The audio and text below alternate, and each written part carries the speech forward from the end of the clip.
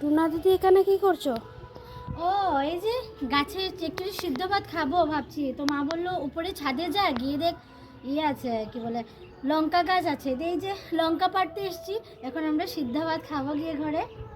এই যে কিছুটা পেরে নিয়েছি, এই যে মায়ের গাছে দেখেন লঙ্কাগুলো ধরেছে খুব সুন্দর, দেখাচ্ছি আপনাদেরকে।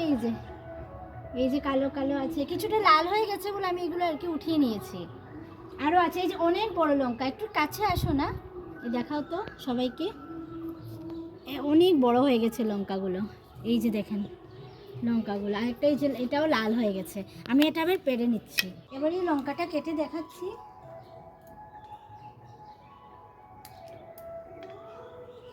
বাহ, আজকে সকালের জন্য সিদ্ধ ভাতের জন্য তো আমার হয়ে গেল, বেশ ভালোই লাগলো।